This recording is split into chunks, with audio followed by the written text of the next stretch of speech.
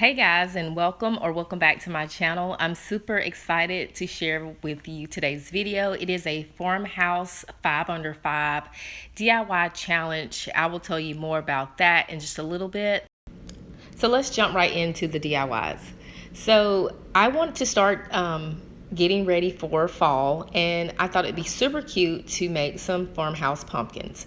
So I took a piece of wood, and I will link the the size of the board in the description box below, but I cut them into 3 pieces. One was 10 inches, one was 7, and one was 5 inches.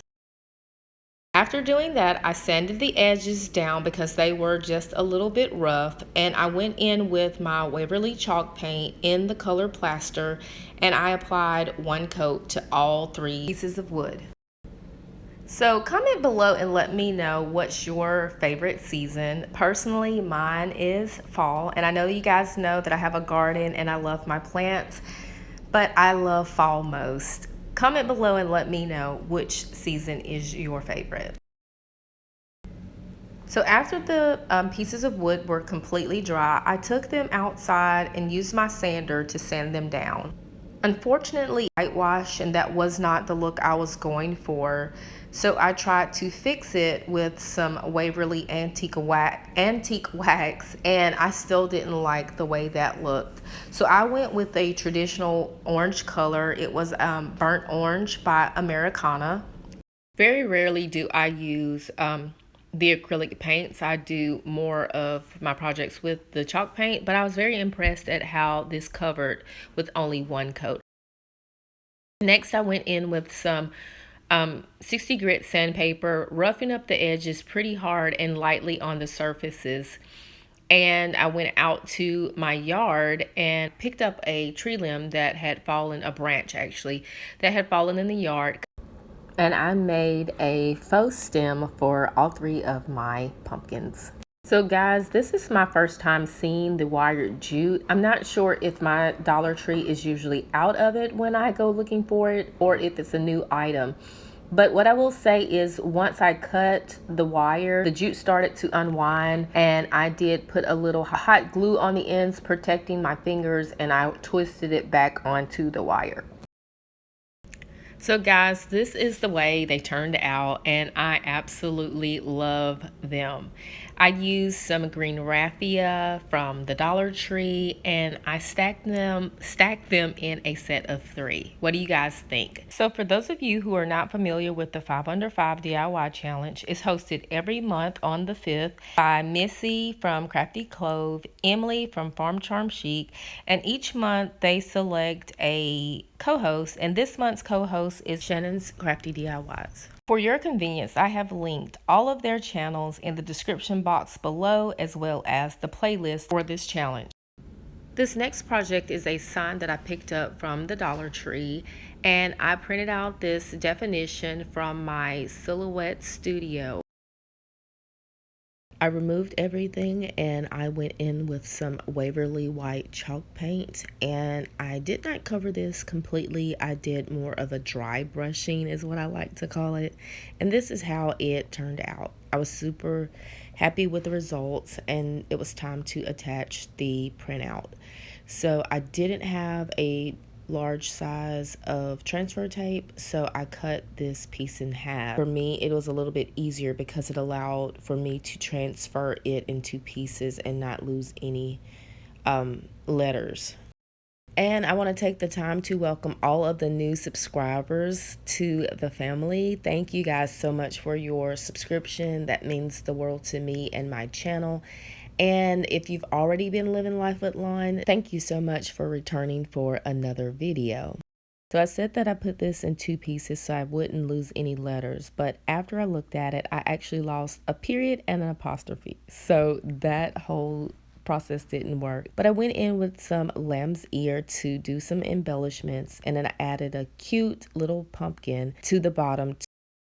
This piece is very versatile. You can interchange the pumpkin for something else, and this is how it turned out. Guys, if you're liking what you see in today's video, I hope that you will give this video a big thumbs up and comment below and let me know what your fall decor will be like this season. So, if you're coming over from the playlist, hello, my name is Lon, and I'm so glad that you are here. On my channel, I do affordable thrift flips and DIYs. If that is content that you like, I hope that you would consider subscribing to my channel. All right, let's move right into DIY number three. So, DIY number three, I picked up two of these ceramic owls from the Dollar Tree, and I gave them 2 to 3 coats of Waverly chalk paint in the color plaster. And I went in and I distressed the raised parts with a 60 grit sandpaper, and this is how they turned out. I think they look very high end and something that you would potentially see at Home Goods or Kirkland's. And this project only cost me $2. DIY number four is a stack of old books that my daughter had for class novels. And I found them sitting out in the garage on a shelf, and I decided to paint them. Now, I know a lot of people will say you shouldn't paint books and you shouldn't distress them and you shouldn't do anything to mess up the book. My thought process behind this is that these are memories for her because she is no longer needing them.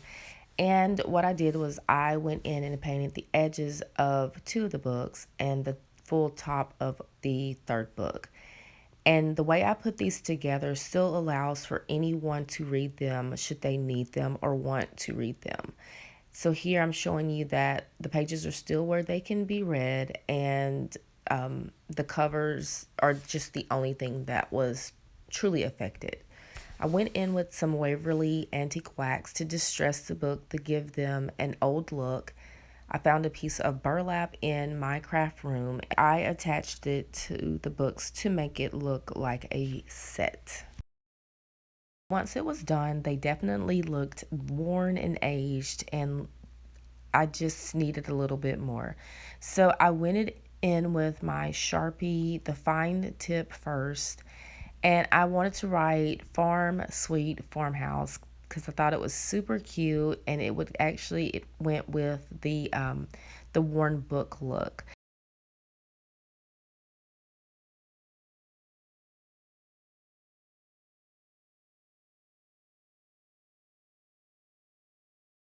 And this is how they turned out. I think they're very simple but make a huge statement. I paired them with a little pumpkin and I set them on the shelf next to that cute little aisle. But I want to hear from you guys. What do you think? Was this a creative way to make some home decor on a budget? And what do you think about my saying of Farm Sweet Farmhouse? Okay, guys, drop a pumpkin emoji in the comments below if you are still watching this video. So, guys, DIY number five was a bit of a challenge for me, but I was up for it. I saw this pumpkin on Kirkland's website and I wanted to recreate it. And that is how it became my inspiration for this piece. So I headed over to the Dollar Tree and I picked up 4 packs of the Hot Wheels race car tracks. Now, I have seen other YouTubers where they use the Hot Wheel tracks for lanterns, but I haven't seen it with a pumpkin. So if you have seen that, and comment below who it is so I can give them a little shout out.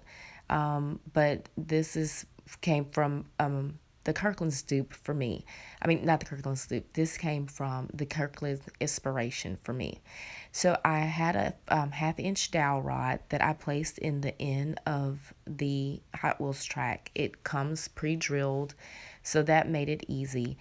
And I put them all on to the Hot Wheels track. I put all the Hot Wheels track onto the bottom end, lining them up in order, and then I put them up to the top, and then I fan them out. Keep watching. I hope I didn't confuse anybody.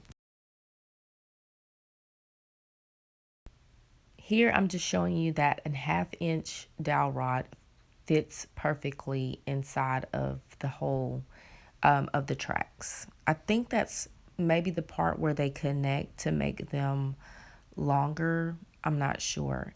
But here you can see that I'm just stacking them on, and I did leave a little bit out because I knew I needed a base. And I just started to flip them around and attach the other end of the track to the top of the dowel rod. Like I said, I've seen two other YouTubers recreate a lantern using these Hot Wheel tracks. And so I also saw that they painted them first. And for me, I painted them after I put them all on the dowel rod because I figured it would be a little bit easier. I'm not really sure that that's the best way to do that. Because as I was bending them on or having to move them down further onto the dowel rod, some of the chalk paint did start to flake off, and I will show you that. So I guess it's just personal preference. If you want to paint them prior to putting them on and then folding them onto the dowel rod, it may be a little bit easier. I think I was working harder and not smarter. But this is ultimately how it came out. And up at the top, you can see where when I pushed them down on there, I did lose some of the chalk paint. But I had a vision and plan to cover that up. So I had this little wood piece in my craft room. I drilled a hole in the center of it and then attached my pumpkin to, or attached this to the dowel rod using hot glue. And then I went in with 2 tongue depressors. I cut them, I thought I cut them in half, but I didn't. It was a little bit shy of half. And I'm actually glad at the way that mistake happened because it allowed the stem to look more natural. So I put a little bead of glue in the middle, and then I put it on the inner side of the racetrack, and it supported the tongue depressor really well. Okay guys, so if I had to give you a word of advice, I'd probably almost leave the pumpkin orange and just mute down the orange. I feel like I'm pulling it together, but at the same time, I'm also feeling like it's just becoming the biggest flop of a craft. So you know that dowel rod was in the middle. I took a tongue depressor, cut it in half, and I made a stem. And I'm just going to go in with some of this. By this time in the project, I really felt like just throwing it in the trash and moving forth with my life. But I was bound and determined to try and recreate that pumpkin that I saw. And actually, the colors that I used, I actually like those better than the orange. So here's what it turned out to be. Let me know in the comments, what do you guys think? I know it is not exactly like the Kirkland's piece, but like I said before, that was my inspiration, and this is my take on that piece, and I actually love it. I'm glad I stuck it through to the end. It would be super cute in any color if you wanted to recreate this. I added some raffia and this cute buffalo check ribbon I found at the Dollar Tree, and I love it. Comment below and let me know what you guys think. So let's recap today's projects.